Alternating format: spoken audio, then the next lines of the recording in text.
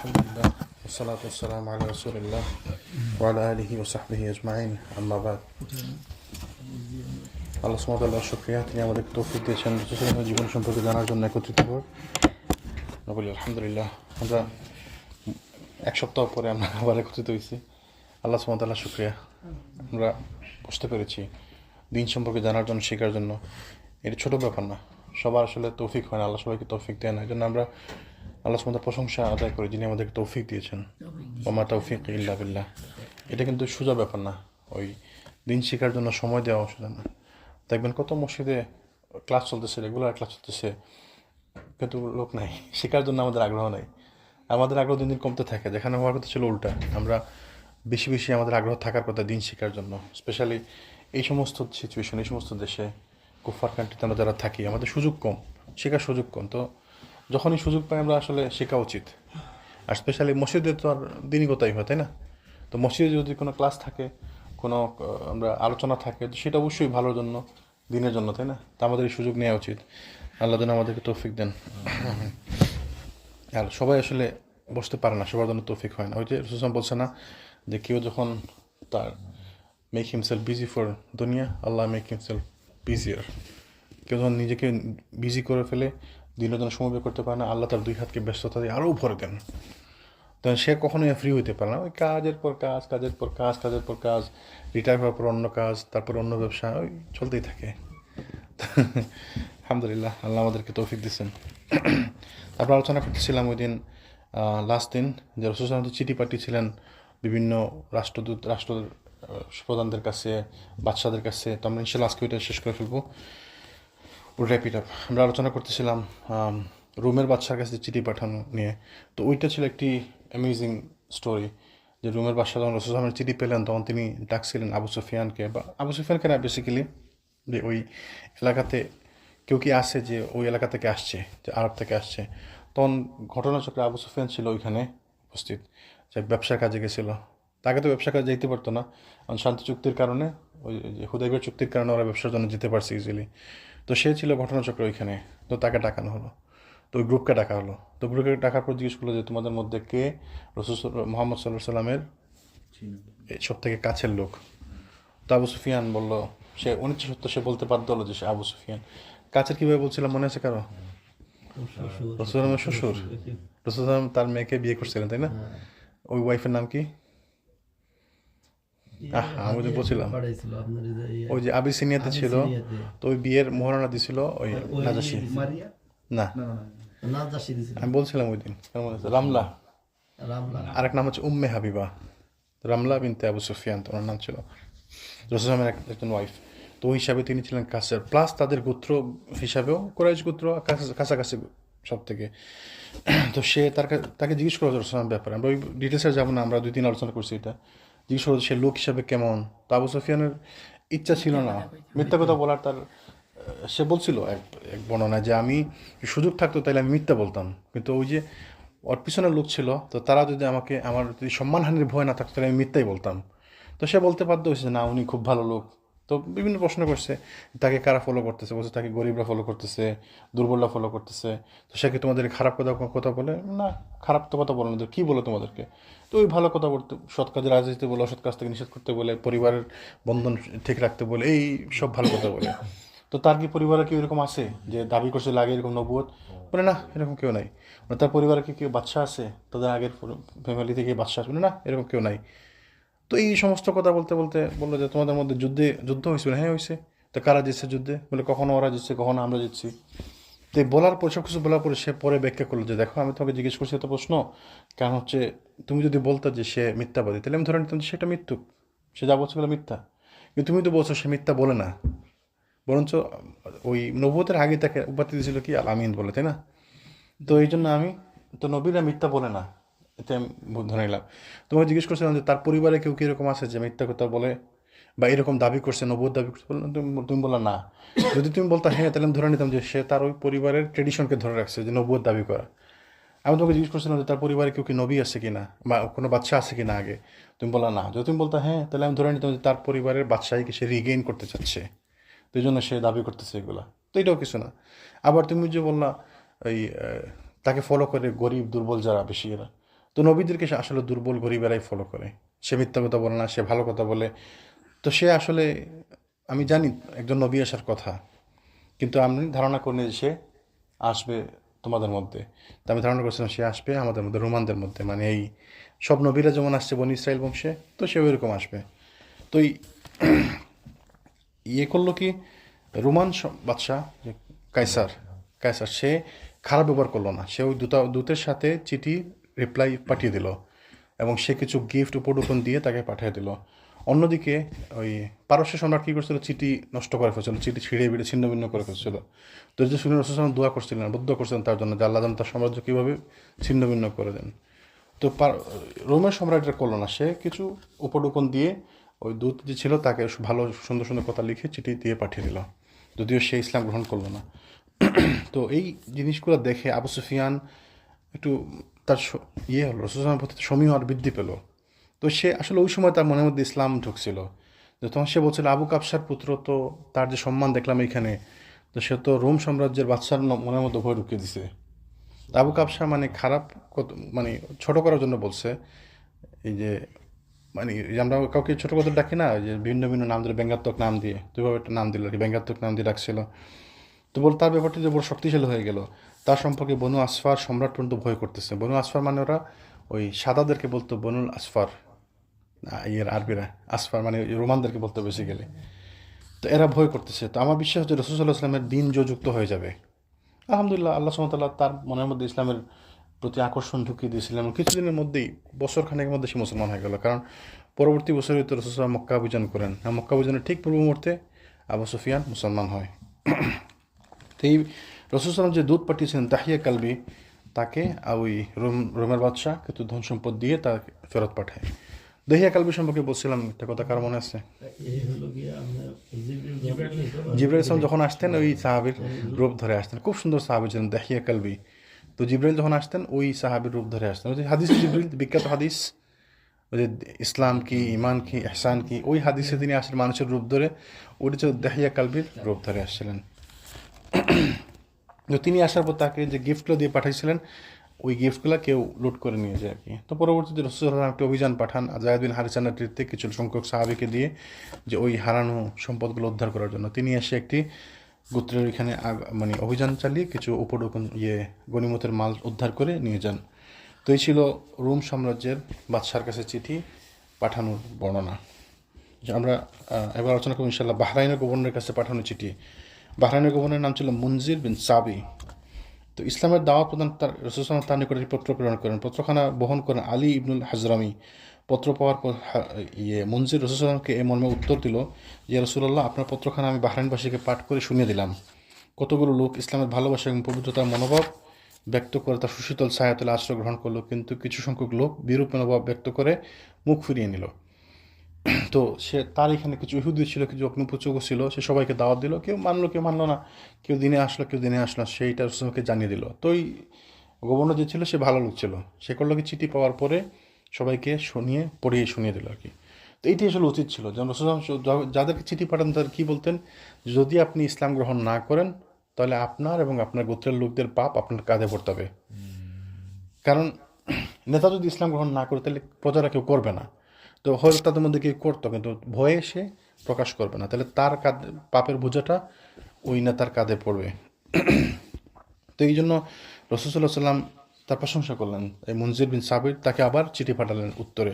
তিনি কি বলেন যে, আপনার প্রতি সালাম বর্ষিত হোক। সর্বপ্রথম আমি আল্লাহ এবং ওই আল্লাহর প্রশংসা এবং গুণ কীর্তন করতেছি, যিনি ব্যতীত অন্যকে প্রশংসা কিংবা উপাসনার উপযুক্ত নয়।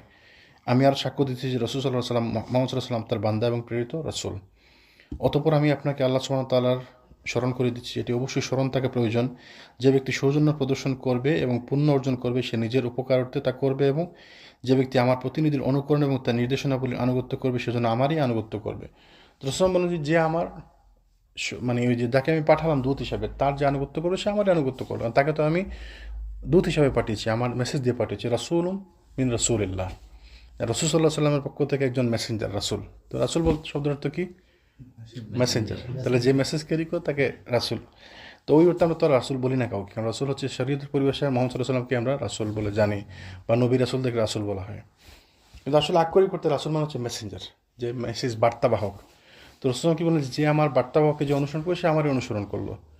তো আলটিমেটলি ওইটাই ঠিক, যে যার এই জন্য বর্তমানে যারা আছে ওলামা, যারা ওলামাদের হকপন্থী ওলামাদের যারা অনুসরণ করবে তারা রসুলকে অনুসরণ করলো। ওলামা তার মন থেকে কিছু বানিয়ে বলে না, কোরআন হাদিসের কথাই বলে, তাই না? তো যারা আলেম ওলামা অনুসরণ করবে, এই জন্য আল ওলামা ওয়ারাসাতুল আম্বিয়া, নবীদের উত্তরসূরি তারা। তো নবীগণ এক হাদিসে নবীগণ কোনো সম্পদ রেখে যান না, তারা কি রেখে যান? জ্ঞান। তো তাদের যারা আলেম ওলামা যারা তার নবীদের উত্তরসূরি, তো যেন আমরা যারা আলেম ওলামাদের বক্তব্য শুনবো, হকপন্থী আলেম ওলামাদের কাছ থেকে আমরা দিন শিখবো, জ্ঞান নিব, তাদেরকে অনুসরণ করে রাসূলুল্লাহ সাল্লাল্লাহু আলাইহি ওয়াসাল্লামকে অনুসরণ করা হয়। কারণ তারা তো খারাপ কথা বলবে না আপনাকে। যদিও কিছু আছে উলামায়ে সু যারা নিজেদের দিকে মানুষকে আহ্বান করে, ওদের থেকে আল্লাহ যেন আমাদেরকে হেফাজত রাখেন। যারা তাদের দলের প্রতি, গোত্রের প্রতি, নিজের প্রতি আহ্বান করে, এদের থেকে আমাদেরকে হেফাজত থাকতে হবে। তো রাসূলুল্লাহ কি বললেন, যে তার আনুগত্য করবে সেজন্য আমারই আনুগত্য করবে, এবং যে তার সঙ্গে সৌজন্যমূলক ব্যবহার করবে সেজন্য আমারই সঙ্গে সৌজন্য তা করলো। তো আলেম ওলামার সঙ্গে ভালো ব্যবহার করতে হয়, মানে বিজ্ঞ লোকদেরকে সম্মান করতে। আপনি যদি রিয়াদুস সালেহিন খুলেন দেখবেন ওইখানে চ্যাপ্টারই আছে বয়স্ক সম্মানী ব্যক্তিদের প্রতি কীভাবে আচরণ করতে হবে। ইমাম নবী রাহিমাহুল্লাহ একটা চ্যাপ্টার করে দিচ্ছে, এখানে অনেকগুলো হাদিস নিয়ে আসছে একসাথে। তো ওলামাদের সাথে কীভাবে ব্যবহার করতে হবে, বয়স্ক লোকদের সাথে কীভাবে ব্যবহার করতে হবে, সম্মানী লোকদের সাথে কীভাবে ব্যবহার করতে হবে, হাদিস থেকে আমরা শিখতে পারি। তো এই জন্য আমাদেরকে রাসূল সাল্লাল্লাহু আলাইহি ওয়াসাল্লামের যারা আছে বার্তাবাহক, মেসেঞ্জার, বা তার যে ওলামা আলেম ওলামা যারা আছে, যারা তার অনুসরণ করে, তাদেরকে আমরা সম্মান করব। তো আমার প্রতিনিধিগণ আপনার প্রশংসা করেছে এবং আপনার জাতি সম্পর্কে আমি আপনার সুপারিশ গ্রহণ করছি। ওই যে প্রথম চিঠির পরে যে চিঠি পাঠিয়েছিল সে উত্তর দিছিল, তো ওই উত্তর শুনে বললেন যে আমার প্রতিনিধিগণ আপনার প্রশংসা করেছে এবং আমি আপনার সুপারিশ গ্রহণ করেছি। অতএব মুসলিমগণ যে অবস্থার মধ্যে ঈমান আনেছে তাদেরকে সেই অবস্থার মধ্যে ছেড়ে দিন। আমি অপরাধীদের অপরাধ মাফ করে দিয়েছি এবং তাদেরকে গ্রহণ করে নিন, এবং যতক্ষণ আপনি সংশোধনের পথ অবলম্বন করে থাকবেন আমরা আপনাদের কাজ হতে অপসারিত করব না। তবে যারা ইহুদি ধর্ম এবং মাজুসিয়াতের উপর বিদ্যমান থাকবে তাদের উপর জিজিয়া বা কর প্রযোজ্য হবে। মানে সিম্পলি কি বলে দিলেন যে যারা মুসলমান হতে আলহামদুলিল্লাহ, আর যারা মুসলমান হয়নি বা দিন দাওয়াত গ্রহণ করেনি তাদের প্রতি অসম্মান বা খারাপ আচরণ করার দরকার নেই, তাদেরকে তাদের মধ্যে ছেড়ে দিন। তো যারা ইহুদি বা খ্রিস্টান বা অন্য ধর্মাবলম্বী আছে, মাজুসি আছে, তারা কর দিবে, ট্যাক্স দিবে বা জিজিয়া দিবে। তো ইসলামী রাষ্ট্রের তো নিয়ম হচ্ছে এটা, যে নন মুসলিম যারা থাকবে তারা কর দিবে, জিজিয়া দিবে, দেওয়ার ফলে কী হবে, তারা নিরাপদ থাকবে, they will be saved in Muslim land, এবং তাদের নিরাপত্তা বিধান করা মুসলমানদের জন্য জরুরি, তাই না? তো এই জন্য ইসলাম যখন প্রপার ইসলাম থাকে আসলে, তো নন মুসলিম নিরাপদ থাকে। যদিও আজকালকার মানুষজন বোঝে না, যেন আমাদের দেশে সংখ্যালঘু বলে ওরা খুব একটা প্রপাগান্ডা চালায়। আসলে যদি ইসলামী শাসন থাকতো তাহলে সংখ্যালঘুরা খুবই নিরাপদে থাকতো, বরঞ্চ অনেক ক্ষেত্রে তারা সংখ্যাগরিষ্ঠদের থেকেও নিরাপদে থাকতো। কারণ প্রপার ইসলামিক রাষ্ট্রে ওদের সম্মান অনেক বেশি, যতক্ষণ অ্যাজ লং এজ তারা কোর দিবে, জিজিয়া দিবে, তারা ভালো আচরণ করবে, দিন বিরোধী ইসলাম বিরোধী কোনো কাজ করবে না, তাদের সম্মান অনেক বেশি, তাদের মর্যাদা অনেক বেশি, তাদের সেফটি সিকিউরিটি ইসলামে বিশাল বড় প্রায়োরিটি। তো রাসূল কি বলেন যে যারা ইহুদি ধর্ম এবং মাজুসিয়াতের উপর বিদ্যমান থাকবে তাদের উপর জিজিয়া বা কর প্রযোজ্য হবে। তিনি বললেন না যে তাদেরকে জোর করে তোমরা মুসলমান বানিয়ে নিও, তো এটা কিন্তু তিনি বললেন না। তো এবং এটা ইসলামের শিক্ষা না। ইসলাম রাসূল বা আল্লাহ সুবহানাহু ওয়া তাআলা আমাদেরকে এইভাবে বলেননি যে কাউকে জোর করে ইসলাম ধর্মে দীক্ষিত করতে হবে, তাই না? রাসূল আল্লাহ সুবহানাহু কোরআনে কতবার বলেছেন যে বাশীরাও ওয়া নাযীর, যে আপনি পাঠিয়েছি কীভাবে, সুসংবাদদাতা এবং সতর্ককারী রূপে। তো রাসূল কাজ ছিল যে সুসংবাদ দেওয়া এবং সতর্ক করা। তো আমরা কেন কাউকে জোর করে তার ধর্ম পরিবর্তন করতে যাব? এটা ঠিক না। তো দাওয়াত দিব, আমরা দাওয়াতি কাজ করব, এটাই আমাদের কাজ। নবী রাসূল ওইটাই করে গেছেন, আমরা ওইটাই করব, দাওয়াতি কাজ। দাওয়াতের মাধ্যমে আমরা সবাইকে ইসলামের কথা বলবো, ইসলামের কথা শোনাবো। যার পছন্দ, যাকে যার জন্য আল্লাহ হেদায়েত রাখছে সে হেদায়েত হবে। তো এই ছিল বাহরাইনের গভর্নরের কাছে পাঠানো চিঠি। তারপর রাসূল চিঠি পড়েন ইয়ামামার প্রধান হাউজা বিন আলীর নিকট। ইয়ামামার ব্যাপারে বলছিলাম, ইয়ামামা থেকে একজন নামকরা লোক আসছিল এর আগে, মনে আছে কারো? এক সাহাবি যিনি প্রথম উমরা করছিলেন। রাসূল মুসলমানদের মধ্যে, মানে মুসলিম হিসেবে প্রথম উমরা করছিলেন একজন সাহাবি, কি নাম মনে আছে? সুমামা বিনতে উসাল। সুমামা, মনে সুমামার ঘটনা? তো যে রাসূলের শত্রু ছিল, মদিনাতে এসে তাকে বন্দি করে রাখা হলো। তো ও ছিল ইয়ামামার মানে বড় নেতা, সম্রাট লেভেলের লোক ছিল, ইয়ামামার প্রধান ছিল সে। মনে আছে ঘটনা? সুমামা বিনতে উসাল, যাকে মদিনাত খুঁটির সাথে বেঁধে রাখা হয়েছিল 3 দিন। রাসূল তাকে দাওয়াত দিলেন ইসলামের। তখন সে কী বললো, যে আমাকে যদি হত্যা করা হয় তাহলে আপনাকে হত্যা করা হবে, আমাকে যদি এই ছেড়ে দেওয়া হয় তাহলে আপনার প্রশংসা মানে আপনার এই শুকরিয়া আদায় করা হবে, যদি আপনি টাকা চান তাহলে আপনাকে টাকা দেওয়া হবে, মনে আছে? তো রসুল বললেন কি, সাহাবিরা তো রেগে গেল যে কত বড় স্পর্ধা, মসজিদ নববীতে বসে আমার আল্লাহ রসুলের বিরুদ্ধে এইভাবে কথা বলতেছে সরাসরি, না তাকে লেটিং বি। দ্বিতীয় দিন আবার আসলেন, এসে তাকে বললেন সুমামা ইসলাম গ্রহণ করুন, আপনি ইসলামের দাওয়াত দিলেন। তো সুমামা আবার দম্ভপূর্ণভাবে উত্তর দিল, যদি আমাকে হত্যা করেন আপনাকে হত্যা করা হবে, যদি আমাকে ছেড়ে দেন তাহলে আপনার শুকরিয়া আদায় করা হবে, আপনি টাকা চান আপনাকে টাকা দেওয়া হবে, আপনি সম্পদ চান আপনাকে সম্পদ দেওয়া হবে, আর যদি আমাকে মেরে ফেলেন তাহলে প্রতিশোধ নেওয়ার জন্য আমার লোক আসবে, আপনার উপর প্রতিশোধ নেবে। তো রসুলাম সাহাবি তো রেগে গেলেন, সাহাবিরা রসুলাম বলতেন ওকে, বরঞ্চ তাকে সম্মান করেন, তাকে বললেন যে আমার খাবার থেকে তাকে খাবার দাও। তো এইখান থেকে একটি মশালা পাওয়া যায়, যদি মসজিদে কোনো নন মুসলিমও যদি আসে কোনো কারণবশত এবং সম্মানের লোক হয় তাকে সম্মান দিতে হবে, তো সম্মানের লোককে সম্মান দিতে হবে। যদি কোনো সে ইসলাম ধর্মের অনুসারে যদি নাও হয় তাহলে তাকে সম্মান দিতে হবে। তৃতীয় দিন রসুল আসলেন, তাকে দাওয়াত দিলেন, সে আবারও খারাপ কথা বললো, সেম কথা বললো। রসুল বললেন যে কাজ করো, তাকে ছেড়ে দাও, তাকে তার বাঁধন খুলে তাকে ছেড়ে দাও। তো তাকে বাঁধন খুলে তাকে ছেড়ে দেওয়া হলো, তো সে চলে গেল। তো কিছুক্ষণ পর সুমামা সে কিছু দূর গেল, গিয়ে একটা বাগান পেলো, বাগানের মধ্যে একটি গোসল মানে ওই যে ডুবার মতো পেলো, গোসলের ব্যবস্থা পেলো। তো গোসল টোসল করে সুমামা অজুর করে আবার আসলো। তো এসে সে ইসলাম গ্রহণ করলো, তার মাথা থেকে টপ টপ করে পানি পড়তেছিল, যে ইসলাম গ্রহণ করলো। সে বললো যে ইয়া রাসূলুল্লাহ, আমি আজকের দিনের আগে আপনার ধর্ম ছিল আমার সব থেকে খারাপ ধর্ম, আপনার দেশ ছিল আমাকে সব থেকে খারাপ দেশ, আপনি ছিলেন আমাকে সব থেকে খারাপ মানুষ, কিন্তু আপনার ব্যবহার, এই যে ব্যবহারে মুগ্ধ হয়ে সে ইসলাম গ্রহণ করলো। এই ছিল সুমামার ঘটনা। তো সুমামা আসতেছিল উমরা করার জন্য, সেই ইয়ামামা তাকে আসছে উমরা করার জন্য। তো প্রতিমধ্যে তাকে সাহাবিরা গ্রেফতার করে নিয়ে আসছিল। তো সে যখন মুসলমান হয়ে গেল তখন রসুলকে জিজ্ঞেস ইয়া রাসূলুল্লাহ, আমি কি উমরা করতে যেতে পারি, আমি তো এখন মুসলমান হয়ে গেছি, তখন আমি কি উমরা করতে যাবো না? যাও, অসুবিধা নেই। তো সুমামা উমরা করতে গেছে। তো সুমামা ছিল প্রথম মুসলিম হিসাবে উমরাকারী, মুসলমানদের প্রথম মুসলমান উমরাকারী হচ্ছে সুমামা। রাসূল সাল্লাল্লাহু আলাইহি ওয়াসাল্লাম নিজে উমরা করতে পারেননি যখন ইসলামের পরে, তাই না? তিনি তো মক্কা থেকে বাইর হননি, মক্কা থেকে যখনই বাইরেছেন তার তো মক্কায় গিয়ে উমরা করার সুযোগ ছিল না। তো উমরা করছেন কবে? ওই যে হুদাইবিয়া সন্ধির পরের বছর, নেক্সট ইয়ারে।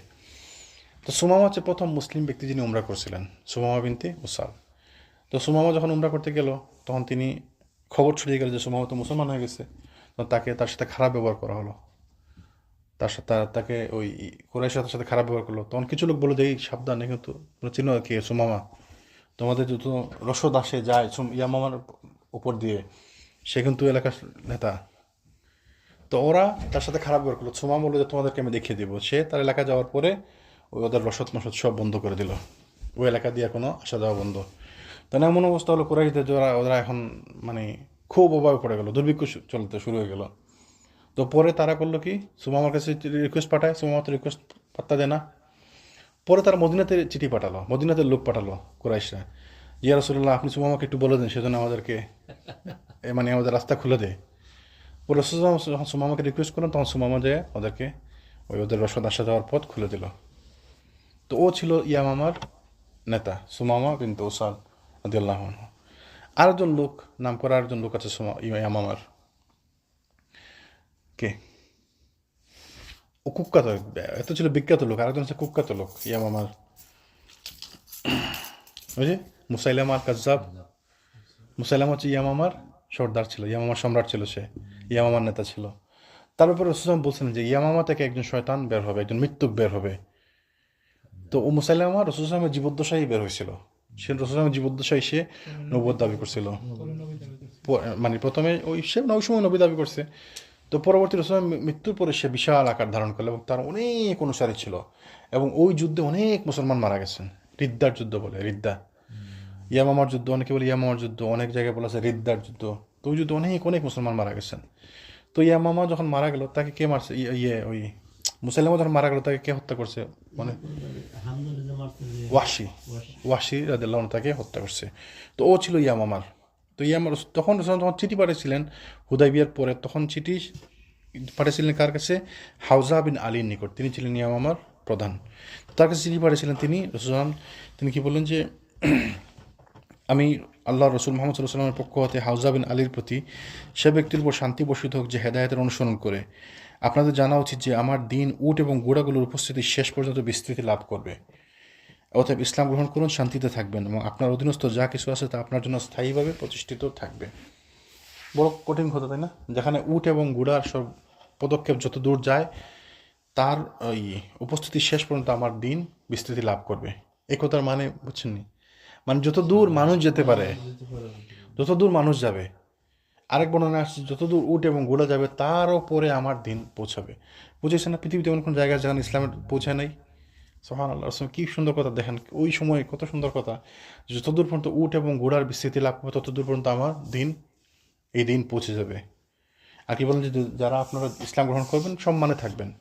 প্রত্যেকের সময় এটাই বলছেন যে কেউ যদি যাদেরকে দাওয়াত দিচ্ছেন আপনারা যদি ইসলাম গ্রহণ করেন তাহলে আপনার পজিশনে আপনি থাকবেন। ইসলাম আপনাকে রিপ্লেস করতে আসেনি। আপনি ইসলাম গ্রহণ করেন, আপনি বাদশাহ থাকবেন, আপনি নেতা থাকবেন, আপনার দায়িত্বে আপনি থাকবেন, বরঞ্চ আপনার সম্মান আরও বাড়বে, ইসলামের কারণে সম্মান আরও বাড়বে। তো এই পত্রখানা নিয়ে যান, রাসূল সাল্লাল্লাহু আলাইহি ওয়াসাল্লামের জন্য দূত মনোনীত করেন সালিদ বিন আমর আমেরিকে।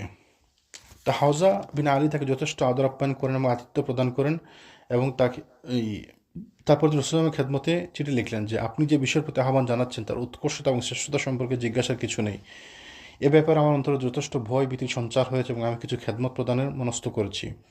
অতএব আমার উপর কিছু কাজকর্মের দায়িত্ব অর্পণ করা হলে আমি আপনার আনুগত্য করার জন্য প্রস্তুত আছি। এবং তিনি সালিদকে অনেক উপঢৌকন প্রদান করলেন। তো সে আসলে কৌশল করলো, সে তো ইসলাম গ্রহণ করলো না। সে বললো যে আমার যদি কোনো কাজ থাকে আমাকে বলেন, আমি কাজ করব। কিন্তু সে ইসলাম গ্রহণ করলো না, ওই মানে কৌশল করলো আর কি। সে নাও করলো না, হাও করলো না, মাঝখান দিয়ে যে রাসূল আসলে বুঝতে পারলেন তার এই চিঠি পড়ে তার উত্তর কী। তো সে চিঠি পাঠিয়েছিল এটা, তাই না? তো রাসূল এটা যখন চিঠি পেলেন তখন তিনি বললেন যদি সে জমিনের একটি অংশ আমার নিকট চায় তবুও তাকে আমি তা দিব না। সে নিজে ধ্বংস হবে এবং তার হাতে যা কিছু আছে সবই ধ্বংস হবে। তো রাসূল যখন মক্কা বিজয় করে ফিরে আসলেন তখন জিবরাইল এসে তাকে খবর দিলেন যেন হাওজা বিন আলীর মৃত্যু হয়েছে। তো সে কৌশল করলো, যেমন কেউ কোনো লোক বাদশাহ দ্বারা ওই খারাপ ব্যবহার করলো, চিঠি দূতের সাথে খারাপ ব্যবহার করলো, কোনো বাদশাহ যে না ভালো ব্যবহার করলো। তো এই লোক কৌশল অবলম্বন করলো, সে করলো কি যে না অসুবিধা নাই, আপনি তো যা বলছেন খুব ভালো বলছেন, আমি অনেক ভয় পাইছি, তবে আপনার যদি কিছু লাগে আমাকে বলবেন, আমি আপনাকে হেল্প করবো। তো রাসূল তার জন্য বদদোয়া করলেন। তো আল্লাহ সুবহানাহু ওয়া তাআলা তার দোয়া কবুল করলেন এবং সে ধ্বংস হয়ে গেল, তার মৃত্যু হলো। তখন রাসূল বললেন, তার মৃত্যু সংবাদ শুনে তিনি বললেন, শোনো ইয়ামামায় একজন মৃত্যুকের আবির্ভাব ঘটবে যাকে আমার পরে হত্যা করা হবে। এই কার কথা বলছেন? মুসাইলামা আল কাজ্জাব।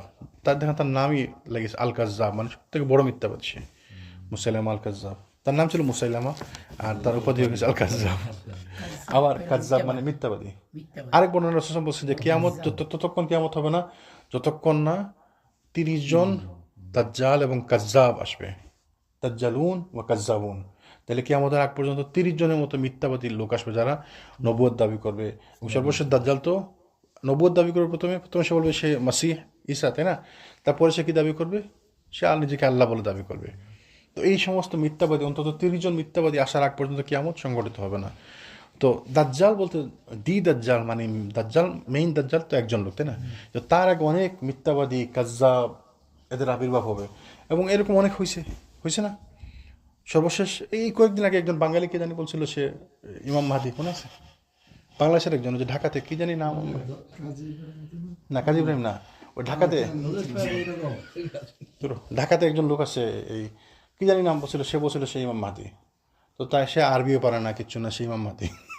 তো এরকম অনেক আবির্ভাব হয়েছে। তার থেকে নাম করা একজন লোক যে ইমাম মাহদি দাবি করছিল, আপনাদের কারো মনে আছে ইয়েতে ওই ঘটনা শুনছেন? 1984-এর দিকে এই সৌদি আরবে শুনছিলেন ঘটনা? সৌদি আরবে এক লোক ওই ইমাম মাহদি দাবি করছিল নিজেকে, তার নাম জানি কি আমি ভুলে গেলাম, 80-এর দশকে। হ্যাঁ, ওই যে দখল করছিল সবাই, পাকিস্তান আর্মি এসে পরে ইয়ে করলো। ওর নামটা জানি কি ছিল, ভুলে গেলাম। এই ঘটনা খুব বিখ্যাত ঘটনা। সে এমনভাবে সে প্লট করছিল, এমনভাবে সে সাজাইছিল যে সে আসছিল মদিনা থেকে, এবং বিভিন্ন বর্ণনা জানা যায় যে ইমাম মাহদি আসবে কোন জায়গা থেকে, মদিনা থেকে পালিয়ে মক্কায় আসবে। তো সেইভাবে মদিনা থেকে পালিয়ে মক্কায় আসছে, মদিনার দিক থেকে মক্কায় আসছে, মানে ওই পুরাপুরি ওই সাজাইছে।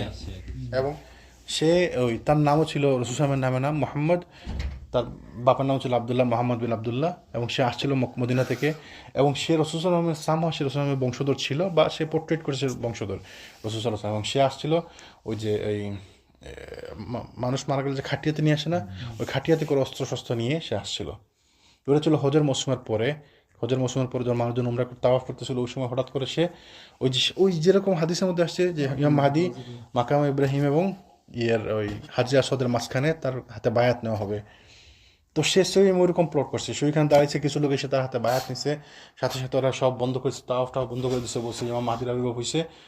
তো এই যখন এই খবর যখন ছড়াই গেল, তোরা সব ওই কাবা করে সব মিনারের লোক উঠাইছে, স্নাইপার উঠাই দিচ্ছে, কেউ যেন আসতে না পারে, পুরো বিশাল মানে সব বন্ধ করে দিছে, তাওয়াফটাও বন্ধ 3 দিন। ওই যে অস্ত্র শস্ত্র নিয়ে আসলো সাথে করে। তো তো এই খবর যখন পৌঁছালো তো আর্মির কাছে, পুলিশের কাছে, তো ওরা আসতে ভয় পড়লো, কারণ ওদের মাথায় তো আছে যে হাদিসগুলো তো সবাই জানে, তাই না? তো এই যদি আসলে মাহাদি হতে, তো আমরা না আবার ওই আর্মির মতো হয়ে যায়, যারা সিরিয়ার দিক থেকে আর্মি আসবে, বাইদা নামক স্থান যখন আসবে, তখন জমিন দ্বিখণ্ডিত হয়ে যাবে, তাকে জমিন সবাই ধ্বংস হবে। তো সবাই ভয় পেয়ে লাগলো যে এই যদি আসলে যদি মাহাদি হয়ে, তাহলে তো আমরা বিপদে পড়ে যাব, তাই না? ওর নাম ছিল জোহাইমান, নাম মনে পড়ছে আমার, জোহাইমান।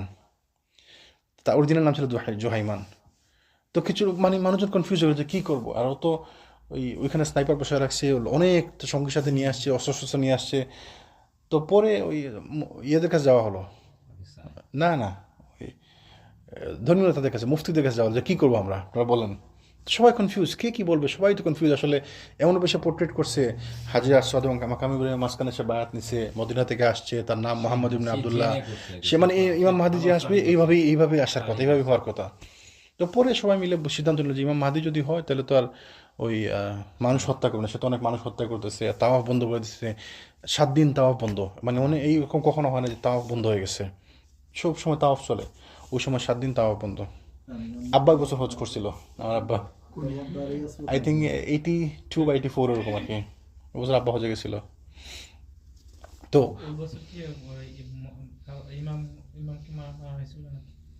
না, ও অনেক লোককে হত্যা করছে।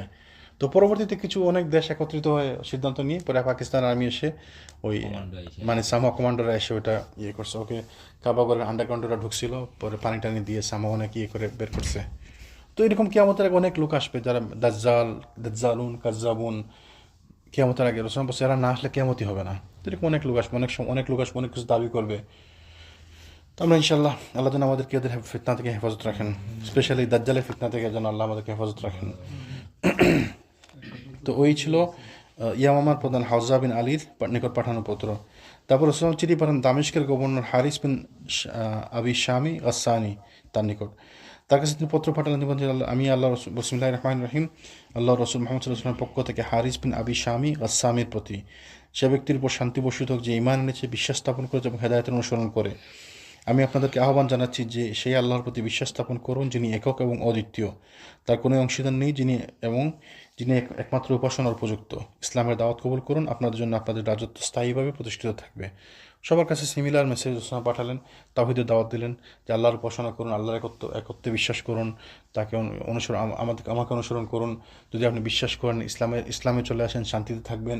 আপনি যদি ইসলাম গ্রহণ করেন, তাহলে আপনার রাজত্ব স্থায়ী হবে, আপনার সম্মান বাড়বে। সবাইকে সিমিলার মেসেজ দিচ্ছেন রাসূলুল্লাহ। তো তাকেও সেম মেসেজ দিলেন। এবং দেখেন চিঠির মধ্যে মাত্র 2-3 লাইনের চিঠি, কিন্তু মেসেজ একটাই, ইসলামের মেসেজ একটাই, কি তাওহীদের মেসেজ। সে ব্যক্তির উপর শান্তি বসত যে ঈমান এনেছে, বিশ্বাস স্থাপন করেছে এবং হেদায়েতের অনুসরণ করে। তারপর আমি আপনাদেরকে আহ্বান জানাচ্ছি যে সেই আল্লাহর প্রতি বিশ্বাস স্থাপন করুন যিনি একক এবং অদ্বিতীয় এবং তার কোনো অংশীদার নেই এবং যিনি একমাত্র উপাসনার উপযুক্ত। বাস এই মেসেজ, এই একটা লাইন মাত্র মেসেজ সবার কাছে, যে আমি আপনাদেরকে আহ্বান জানাচ্ছি একমাত্র আল্লাহর অনুসরণ করার জন্য, মানে উপাসনা করার জন্য যিনি একক এবং অদ্বিতীয়।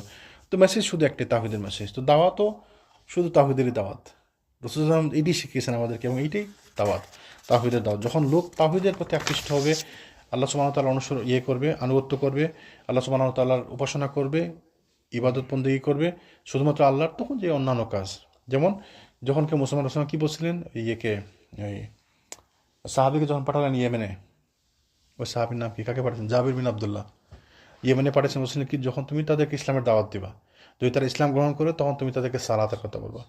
সালাত যদি তারা কায়েম করে, তখন তাদেরকে তুমি যাকাত সম্পর্কে বলবা। ধাপে ধাপে আসবে। প্রথমে তাওহীদের দাওয়াত, তার যদি কেউ তাওহীদপন্থী হয় তাহলে তাকে সালাতের দাওয়াত দিতে হবে, এবং সালাত যদি কেউ কায়েম করে তারপরে তাকে জাকাতের কথা বলতে হবে, তাই না? তো আমরা ওইটা আসলে বুঝতে ভুল করি, আমরা অনেক বেশি বুঝি, আমরা মনে করি ধরো তাওহীদের দাওয়াত, সারাদিন খালি খালি সারাদিন তাওহীদ তাওহীদ তাওহীদ। তো তাওহীদের দাওয়াত, তো রসুল নবী তো দাওয়াতই ছিল তাওহীদ। কোনো নবী রাসূল কি কোনোদিন বলছে যে তোমরা এই বিল্ডিং বানাও, এই ব্রিজ কালপাট করো? সব নবীর দাওয়াত ছিল একটাই, আল্লাহর আনুগত্য করো এবং তাগুতকে অস্বীকার করো। প্রত্যেক নবীর দাওয়াত ছিল, প্রত্যেক নবী রাসূলের দাওয়াত ছিল এইটাই। তাহলে ইসলামের দাওয়াত এইটাই, তাই না? ইসলামের দাওয়াত হচ্ছে এইটাই, তাওহীদের দাওয়াত। কিন্তু আমাদের দেশের বা আমাদের কিছু উপমহাদেশের সাইডে কিছু দল আছে যারা মানুষকে শুধু বোঝায় যে না, এগুলো আসলে ছোট ছোট ইবাদত। এগুলো ছোট ছোট ইবাদত। বড় ইবাদত কি? আল্লাহর দ্বীনকে, হুকুমতকে প্রতিষ্ঠা করা, মানে ওই রাষ্ট্র ক্ষমতা গিয়ে যাওয়া। তো এইটা আসলে ঠিক না। দাওয়াত হচ্ছে তাওহীদের দাওয়াত, মানুষকে তাওহীদের দাওয়াত দিতে হবে। আর রাষ্ট্র ক্ষমতা আসলে আল্লাহর পক্ষ থেকে উপহার, যাকে আল্লাহ পছন্দ করেন তাকে আল্লাহ রাষ্ট্র ক্ষমতা দান করেন। তো এই জিনিসগুলো, ছোটো ছোটো জিনিসগুলো আমরা আসলে বুঝতে ভুল করি, এবং আমরা যারা একদম, আমাদের জ্ঞান বুদ্ধি একদম যাদের কম, আমরা অনেক সময় মিসগাইডেড হয়ে যায়। যখন মানুষ কিছু বলে তখন আমরা খুব ঠিক তো, ওদের দাওয়াত তো আসলে দেখতে সুন্দর, আসলেই তো এটা না করলে কি হয়, এটা না করলে কি সালাত কায়েম হবে? আমাদের মাথার মধ্যে জিনিসগুলো ঘুরপাক খায় মাঝে মধ্যে। এই জন্য আমাদেরকে আকীদা মজবুত হতে হবে, শক্ত হতে হবে। আপনার আকীদা যদি মজবুত হয়, আকীদা আপনাকে সেভ করবে এই সমস্ত সময়। আমি আগে বলছিলাম, মনে আছে, যাদের আকীদা মানহাজ মজবুত, ওই বিশ্বাস যাদের মজবুত, তাদেরকে বিপদের সময় আকীদা মানহাজই তাদেরকে সেভ করে। আপনি বুঝতে পারবেন না, মানে কনফিউশনের সময়, ফিতনার সময় আপনি বুঝতে পারবেন না আপনি কী করবেন, তখন আপনাকে আপনার আকীদা মানহাজ, ওই শিক্ষা আপনাকে সেভ করবে। তো আল্লাহ যেন আমাদেরকে হেফাজত করেন। আকীদা মানহাজ কেন? যেন আপনি একটা আয়াত পড়বেন, যখন আপনি এটা আমল করবেন, আপনি যখন কোনো খারাপ কাজে যাইবেন, তখন আপনার ওই আয়াতটা স্মরণ করবেন। এক্স্যাক্টলি, ওইটাই মানে ওই আয়াতের প্রতি প্রপার বিশ্বাস, যে সাহাবীদের মতো বিশ্বাস। এখন এই সেম আয়াতকে সাহাবীরা কীভাবে বুঝছি ওইটা বুঝতে হবে। মানে এই সেম আয়াত পড়ে যে আমি আমার মতো বুঝি, তাহলে তো আমি বিপদে পড়বো, হবে না। তাহলে এই জন্যই আকীদা মানহাজ হতে হবে কার মতো? রাসূল সাল্লাল্লাহু আলাইহি ওয়াসাল্লাম এবং সাহাবীদের মতো। এই জন্য বলেন আহলুস সুন্নাহ ওয়াল জামাত। আমরা আহলুস সুন্নাহ মানে কি? সুন্নতের অনুসারী, ওয়াল জামাত, জামাতের মতো করে। জামাত কারা? সাহাবী, তাবেঈন, তাবেঈন, এদের মতো করে। এরা যেভাবে বুঝছে ওইভাবে বুঝতে হবে। এখন বলছি 89 ফাইন হাজুকা ফাকুল আসলাম, তো আপনি তর্কে লিপ্ত হইবেন না। ফাইন আসলামও ফাঁকা দিতা, যে আত্মসমর্পণ করলো সে সঠিক পথ। আত্মসমর্পণটা এত এক হাতিয়ার আমাদের, যে কোনো কাজে, আমরা যে কোনো ঝগড়াতে আমি মানি চলে আসলাম, আমি সাকসেসফুল। ওইটা এখন আমরা ভুলটা আমরা করি কোন জায়গায়?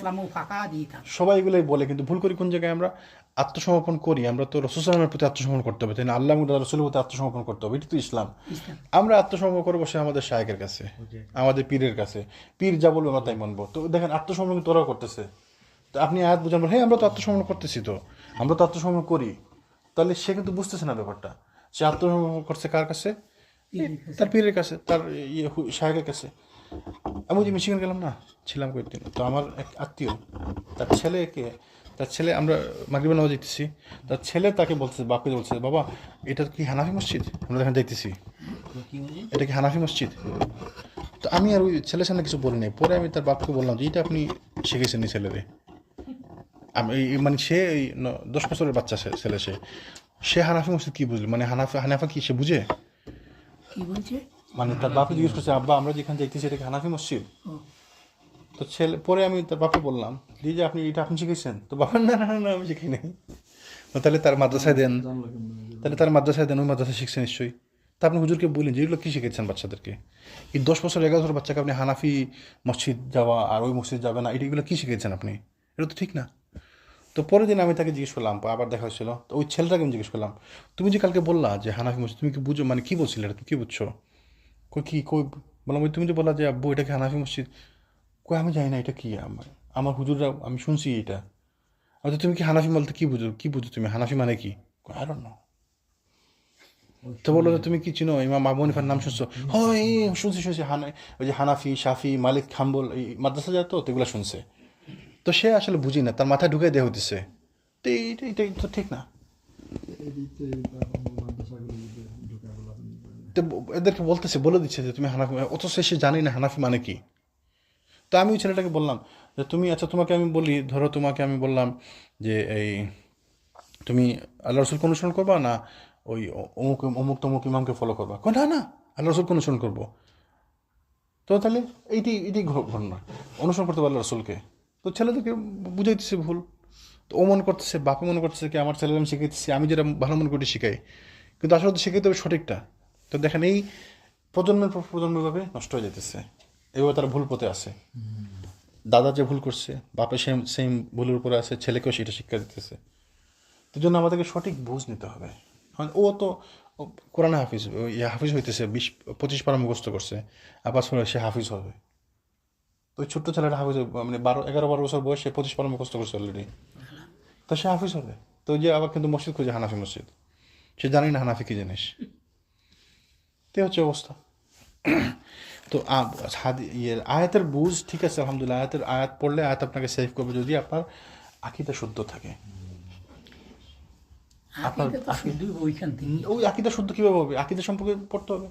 ওই যে এই জন্য বিশ্বাস, আকীদা মানে কি? আল্লাহর উপর বিশ্বাস, রসুলের উপর বিশ্বাস, তাকদীরের উপর বিশ্বাস। তো এই যে 6টা জিনিস আছে, তো এইগুলো তো আমরা বুঝি না, আমরা মুখস্থ করি আমানতু বিল্লাহি ওয়া রাসূলিহি ওয়া কিতাবিহি ওয়া কুতুবিহি, মুখস্থ করে সবাই জানে 6টা জিনিস, আল্লাহর প্রতি বিশ্বাস, রসুলের উপর বিশ্বাস, নবীগণের উপর বিশ্বাস, এই কিতাবের উপর বিশ্বাস, সবাই জানে, কিন্তু এইগুলো মানে তো বুঝি না। আল্লাহ রসুলের উপর বিশ্বাস মানে কি? ওই করা, মিলাদ করা, তাই না? আল্লাহ রসুলের উপর বিশ্বাস ইত্তেবা, তার অনুসরণ করতে হবে। ইত্তেবা রসুল, ইত্তেবা সুন্নাহ, তার অনুসরণ করতে হবে। সে কি বলছে প্রত্যেকটা কাজে তার অনুসরণ করতে হবে, তাই না? তো আমরা এইগুলা তো বুঝের মধ্যে আমাদের পড়ে, এই জন্য জ্ঞান নিতে হবে হকপন্থী আলেমদের কাছ থেকে। আমাদের যারা হকপন্থী আলেম তাদের কাছে জ্ঞান নিতে হবে। কথা বলছিল, ভক্তি যেখানে অন্ধ, দলিল সেখানে অসল। জি, এটা অনেক সুন্দর একটা কথা বলছিল। আলহামদুলিল্লাহ, আসলে দলিলটা অসল, এটা দলিল মানে না, ভক্তি। জি, এইটাই আসলে এখন ওই যে খুঁজে পাওয়াতে মুশকিল। তো ওই ছেলেটাকে তো আমি শেষ করে বলছিলাম যে, তো তুমি বলো তো, আচ্ছা তুমি একটু দেখো তো, খুঁজে দেখো তো ওই ইমাম আবু হানিফা কে ছিল, সাথে সাথে গুগল করছে, ওই ইয়াং ছিল তো গুগল, আইনো ইমাম আবু হানিফা, তাই বলে যে দেখছেন তুমি খুঁজে বের করতে পারছো, তো তুমি তো খুঁজে বের করতে পারো, তো তুমি আমিবার যখন আসবো তোমাকে জিজ্ঞেস করবো, আরও স্বপ্ন ইমাম সম্পর্কে তুমি জিজ্ঞেস করবো আমি তোমাকে, ঠিক আছে? তো বলে হ্যাঁ, সাথে সাথে খুঁজে বের করতেছে। তো দেখেন এই ছেলেরা কিন্তু মিসগাইড করছে, সাথে সাথে চাইলে সে খুঁজে বের করতে পারে, সে খুঁজে অনেক কিছু বের করতে পারবে। বরঞ্চ যদি কাউকে ওই যে কারণ নফসকে যদি এমনি ছেড়ে দেওয়া হয়, তাহলে সে ইসলামের প্রতি আকৃষ্ট হবে। দেখেন যদি কেউ না তাকে মিসগাইড করে। তো এই জন্য প্রপার শিক্ষাটা আসলে ভেরি ভেরি ইম্পর্টেন্ট। আল্লাহ যেন আমাদের হেদায়েত দেন। তো তিনি যখন রসুলাম তাকে চিঠি পাঠালেন দামেস্কের গভর্নরকে, তখন সেই চিঠি পাওয়া মাত্র সে বলল কি, যে আমার রাজত্ব কে ছিনিয়ে নিতে পারে এবং আমি তার উপর আক্রমণ পরিচালনা করবো। সে ইসলাম গ্রহণ করলো, সে দম্ভ প্রকাশ করলো এবং সে বললো যে আমার রাজত্ব কে ছিনিয়ে নেবে, আমি তার উপর আক্রমণ করব। মানে সে মদিনাতে আক্রমণ করার কথা বললো এবং সে ইসলাম গ্রহণ করলো না। তো এই শুনে বাদশাহ কায়সার তার সাহসী পদক্ষেপের প্রশংসা করে তাকে রসুলের বিরুদ্ধে যুদ্ধ পরিচালনার অনুমতি দেন এবং এবং তাকে রসুলের যে দূত ছিল তাকে উত্তম ব্যবস্থা করে উপটোকন দিয়ে পাঠিয়ে দেয়, কিন্তু সে ইসলাম গ্রহণ করলো না।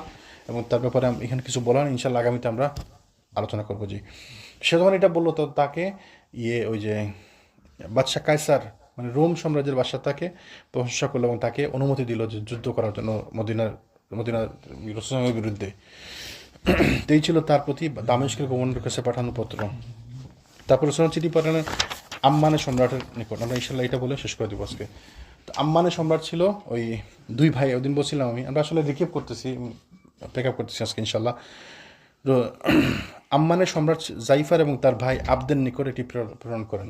মনে আছে 2 ভাই কথা বলছিলাম, কেউ ছিলেন গোতন যারা ছিলেন 2 ভাই। জি, 2 ভাই ছিলেন জাইফার এবং আবদ, 2 ভাইয়ের নাম। তো সম্রাট ছিল জাইফার এবং তার ভাইয়ের নাম ছিল আবদ। 2 ভাই মিলে আসলে সম্রাট রাজত্ব চালাইত। রসুল চিঠি পাঠালেন, বিসমিল্লাহির রহমানির রহিম, মোহাম্মদ বিন আবদুল্লাহ পক্ষ হতে জুলান্দাই 2 পুত্র জাইফার এবং আবদের নামে শান্তি বর্ষিত সে ব্যক্তির উপর যিনি হেদায়েতের অনুসরণ করে চলেন।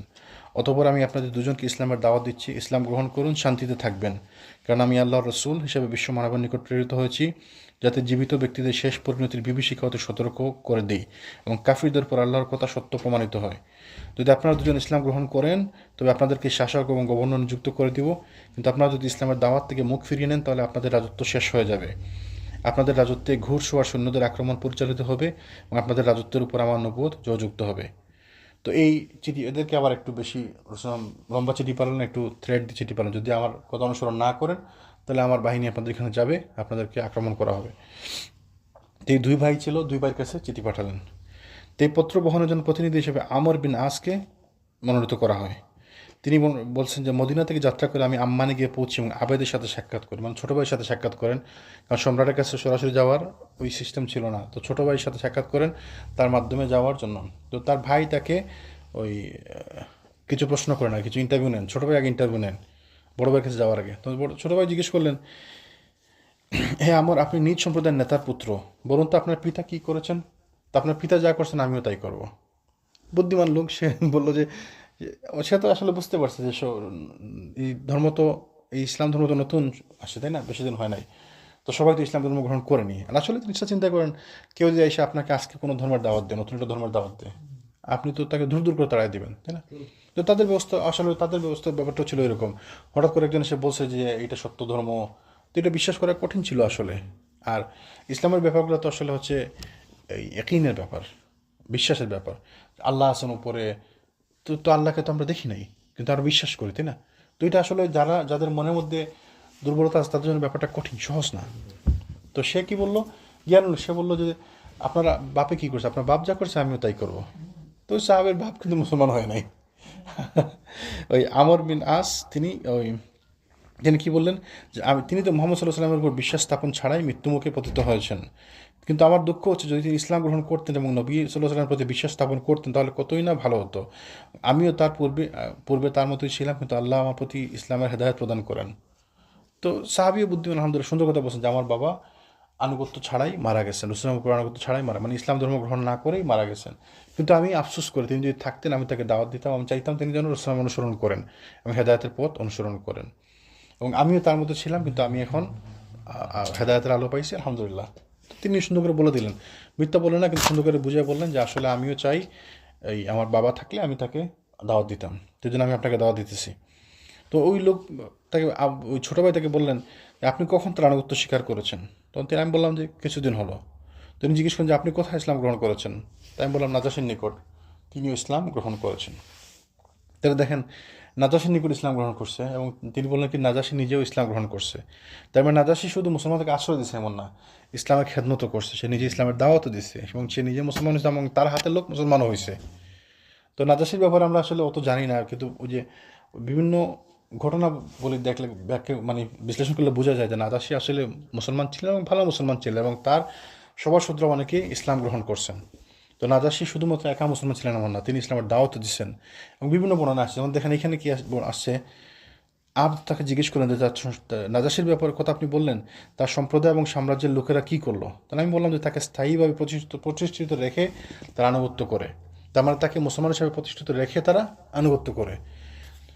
তিনি বলেন যে তার মন্ত্রী পরিষদ এবং রাহিব গণ কি তার আনুগত্য করেছে? তো আমি বললাম যে হ্যাঁ, তার মানে মন্ত্রী পরিষদ এবং তার রাহিব যারা ছিল, গণ্যমান্য লোক যারা ছিল, তারাও ইসলাম গ্রহণ করেছে। তা এই বর্ণনা বোঝা যায় নাজাসী শুধু একলা মুসলমান ছিল না, তার এলাকা, তার ওইখানে গণ্যমান্য যারা ছিল, তার মন্ত্রী পরিষদ, তারা সবাই মুসলমান হয়েছে এবং তার অনুসরণ করছে। তা বললেন যে হ্যাঁ আমার আপনি কি বলছেন, মানুষের কোনো অভ্যাস মিথ্যা চেয়ে অপমানজনক আর কিছু নেই, যে আপনি তো মিথ্যা কথা, নাজাসী মুসলমান হয়েছে বলে তো আমরা এটা জানি না, কারণ আমরা তো মানে আমার ভাই তো বাদশাহ, আমরাও ওই বাদশাহ, তাই না? তো আমরা তো সবার খবর জানি, তো নাজাসী মুসলমান হওয়ার তো খবর আমরা জানি না, এটা আপনি মিথ্যা বলতেছেন। তো সাহাবী বললেন যে আমি মিথ্যা বলছি না, বরং আমার দিনে মিথ্যা বলা বৈধ মনে করি না। তা না বলেন যে আমি মনে করছি হেরাক্কল নাজাসীর ইসলাম গ্রহণের খবর জানেন না। মানে তিনি বলতে চাইলেন যে আমরা তো যদি নাজাসী মুসলমান হইতে হলে তো আমরা জানতাম, হেরাক্লিয়াস জানতেন। হেরাক্লিয়াস মানে কি, তাদের সব খ্রিস্টানদের সম্রাট, তাই না? নাজাসীরও সম্রাট, নাজাসীর নিজে যদিও সম্রাট, কিন্তু সব খ্রিস্টান যারা ছিল সারা পৃথিবীতে সবার মেইন সম্রাট ছিল নাজাসী, এই হেরাক্লিয়াস, রোম সাম্রাজ্যের যে বাদশাহ। কারণ সবগুলা সাম্রাজ্য রোম সাম্রাজ্যের আন্ডারে ছিল, সবগুলো খ্রিস্টান সাম্রাজ্য।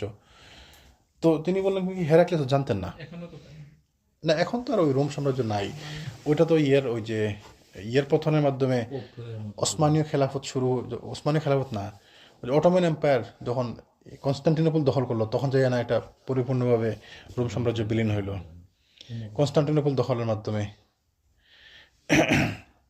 তো ওই নাম কি ছিল ওনার, মাহমুদ আল ফাতিহ, ওসমানী খেলাফতের একজন ছিলেন, খলিফা ছিলেন মাহমুদ আল ফাতিহ, মনে আছে? মাহমুদ আল ফাতিহ তিনি সর্বশেষ রোম সম্রাটকে পরাজিত করছেন এবং এই টার্কি, যেটা আর কি এখন কনস্টান্টিনোপল, অটোমান এম্পায়ার তো ছিল, কিন্তু কনস্টান্টিনোপল ছিল ওদের সর্বশেষ ওদের রাজধানী ছিল এবং সর্বশেষ ওই বাদশাহ ছিলেন ওইখানে, এবং তাকে পরাজিত করছেন মোহাম্মদ আল ফাতিহ, এবং তিনি তার পরাজয়ের মাধ্যমে রোম সাম্রাজ্যের 100% পরিপূর্ণ পতন ঘটছে। যদিও রোম সাম্রাজ্য বলতে শুধু এখনও তো যে ইউরোপিয়ান যারা আছে তো আসলে রোমানরাই, তাই না? যেমন ইটালিয়ান, ইউরোপিয়ান, ইভেন আমেরিকান যারা, মানে ওই সাদা যারা আছে, শ্বেতাঙ্গ যারা আছে, এরা তো আসলে রোমানরাই আর কি। ওদের ওই সাম্রাজ্যপতাটা নাই, ওটা শেষ হয়েছে মাধ্যমে, ওই মোহাম্মদ আল ফাতির ওই কনস্টান্টিনোপল বিজয়ের মাধ্যমে বা টার্কি বিজয়ের মাধ্যমে। তো সব খ্রিস্টান সাম্রাজ্যগুলো সবাই ট্যাক্স দিত হেরাক্লিয়াসকে।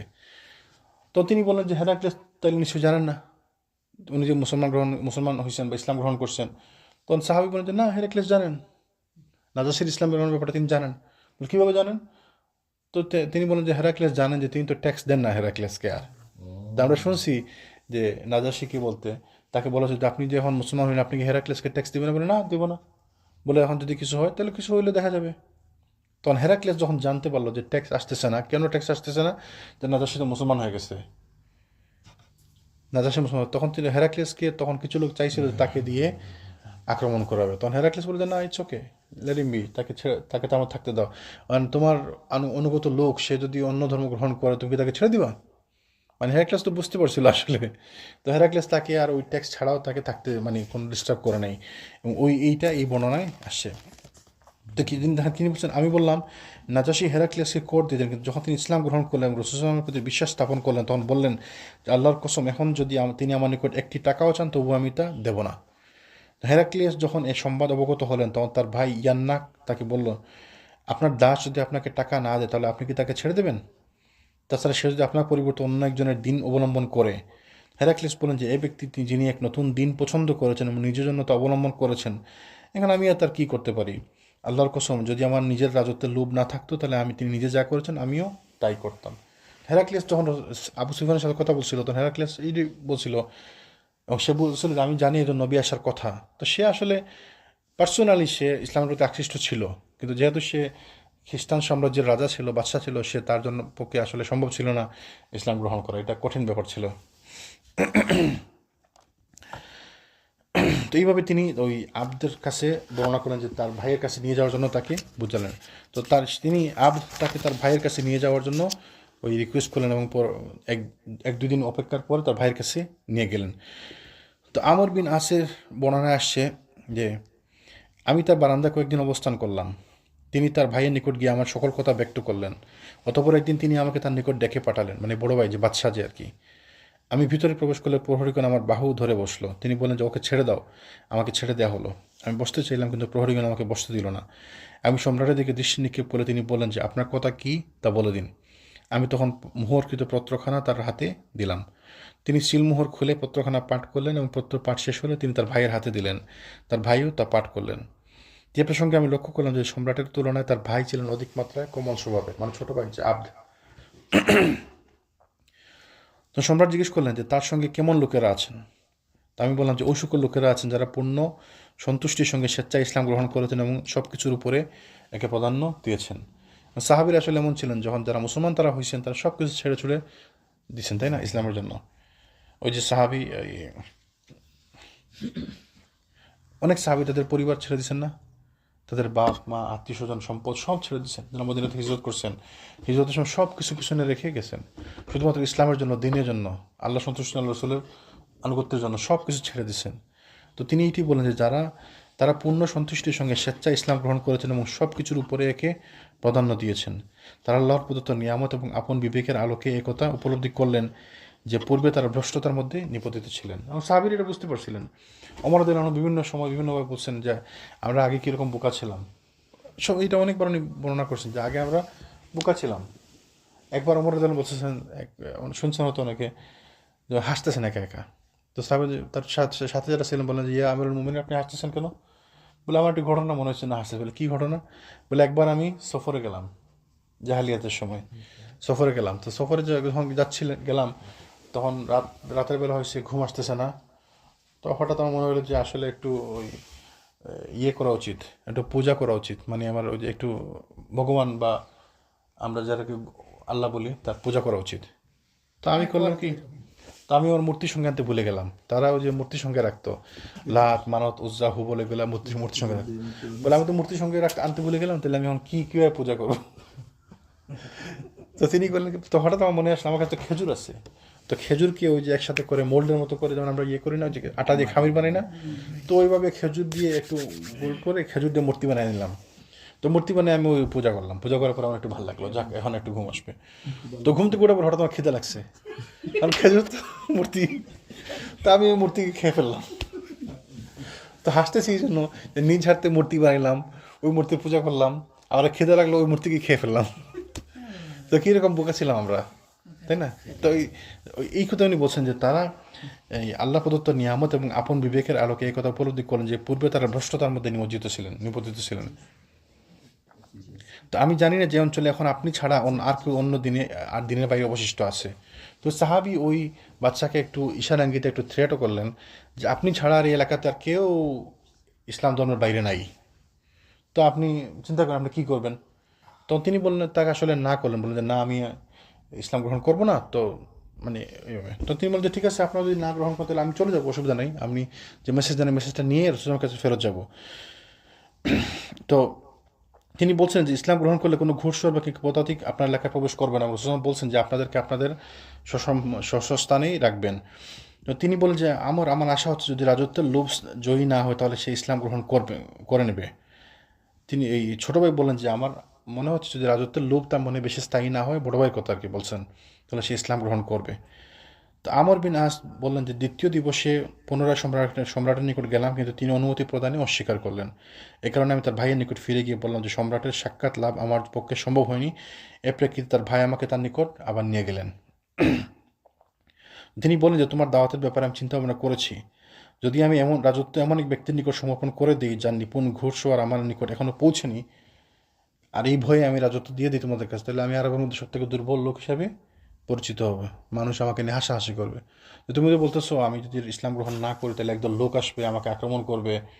তো যারা আসেইনি এখনও, এদের ভয়ে যদি আমি আগেই রাজত্ব ছেড়ে দিই তাহলে লোক আমাকে নিয়ে হাসাহাসি করবে, ঠিক না?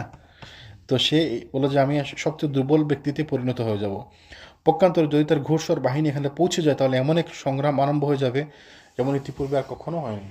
আবার তোমার কথা যদি সত্যি হয় যে কিছু লোক এখানে আসে আমাদেরকে আক্রমণ করে, তাহলে তো একটা কঠিন অবস্থা তৈরি হবে, তাই না? তখন সে চিন্তা করতে লাগলো কী করবে। তাই আমি বললাম যে আচ্ছা তাহলে আমি আগামীকাল ফেরত চলে যাচ্ছি। যখন আমার ফেরত যাওয়ার ব্যাপারটি তাদের মনে একটি স্থির বিশ্বাসের সৃষ্টি করলো, তখন তিনি তার ভাইয়ের সঙ্গে একান্তভাবে আলাপ আলোচনা করলেন এবং বললেন, এ পয়গম্বর যাদের উপর বিজয়ী হয়েছেন তাদের তুলনায় প্রকৃতপক্ষে আমাদের তেমন কোনো স্থানই নেই। তো তিনি ওই সাহাবীজন বললেন যে আমি ঠিক আছে আমি কালকে চলে যাব। তো এই চলে যাওয়া শুনে ওই দুই ভাই আবার আলোচনা করতে বসলাম। তারা আলোচনা করলেন, দেখো আসলে এই নবী যাদের উপর বিজয়ী হয়েছে তারা তো আমাদের থেকে অনেক বেশি শক্তিশালী, আমরা তো তাদের কাছে কিছুই না। তো তারা আসলে উপলব্ধি করতে পারলো। অধিকন্তু তিনি যাদের নিকট দাওয়াত প্রেরণ করেছেন তারা সকলেই সে দাওয়াত গ্রহণ করে নিয়েছেন, শুধু আমরা ছাড়া এই এলাকাতে আর কেউ বাকি নেই। তাইলে আর ওই আমরা ঝামেলা করে লাভ নাই। অতএব পরবর্তী দিবসে সকালে তারা পুনরায় আমাকে আহ্বান জানালেন। আমি সেখানে উপস্থিত হলে সম্রাট এবং তার ভাই উভয়ই ইসলাম গ্রহণ করলেন এবং নবী সাল্লাল্লাহু আলাইহি ওয়াসাল্লামের উপর বিশ্বাস স্থাপন করলেন এবং সাদাকা গ্রহণ করা এবং লোকজনদের মধ্যে মীমাংসা করার জন্য আমাকে স্বাধীনভাবে ছেড়ে দিলেন এবং আমার বিরুদ্ধাচরণকারীদের বিরুদ্ধে সাহায্যকারী ভূমিকা অবলম্বন করলেন। তো ওই দুই ভাই ইসলাম গ্রহণ করলেন, তারা ছিলেন আম্মানের সম্রাট দুই ভাই। তারা ইসলাম গ্রহণ করলেন এবং তারা এই রাসূল সাল্লাল্লাহু আলাইহি ওয়াসাল্লামের কাছে কিছু উপঢৌকন পাঠালেন, গিফট পাঠালেন। তো এই ছিল রাসূল সাল্লাল্লাহু আলাইহি ওয়াসাল্লামের পক্ষ থেকে সব এই ইয়েদের তৎকালীন সময়ের সব রাজা বাদশাহ যারা ছিল বা রাষ্ট্রপ্রধান যারা ছিল তাদের কাছে পাঠানো চিঠির দাওয়াতের বর্ণনা।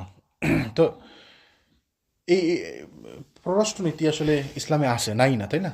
যে বিভিন্ন রাষ্ট্র যোগাযোগ করা, বিভিন্ন রাষ্ট্রপ্রধানের কাছে দাওয়াত পাঠানো, চিঠি পাঠানো, তো এইটা তখনও ছিল, এখনও এটার প্রচলন আছে। তো আমাদেরকে শুধু অপেক্ষা করতে হবে যতক্ষণ আল্লাহ সুবহানাহু ওয়া তাআলা আমাদেরকে ইসলামের এই রাজত্ব দান করেন। তখন রাজত্বকে আমি নিজে নিয়ে যাবো জোর করে? এটা তো রাজত্বের জন্য আমরা কাজ করবো আল্লাহর দিনের জন্য। আল্লাহ মানুষকে তাওহীদের দাওয়াত দেব, আল্লাহর দিকে আহ্বান করবো, রাসূল সাল্লাল্লাহু আলাইহি ওয়াসাল্লামের আনুগত্যের প্রতি আহ্বান করবো, এটা হচ্ছে আমাদের কাজ। যখন আল্লাহ সুবহানাহু ওয়া তাআলা পছন্দ করবেন কাউকে, আল্লাহ তখন তাকে আল্লাহ সাম্রাজ্য দান করবেন এবং সাম্রাজ্য আসে আল্লাহ সুবহানাহু ওয়া তাআলার পক্ষ থেকে উপহার হিসাবে। তো আল্লাহ যেন আমাদেরকে বোঝার তৌফিক দান করেন, আমরা যেন ইসলামের জীবন থেকে শিখে আমাদের জীবনে আমরা ইমপ্লিমেন্ট করতে পারি। আল্লাহ যেন আমাদেরকে বোঝার তৌফিক দান করেন।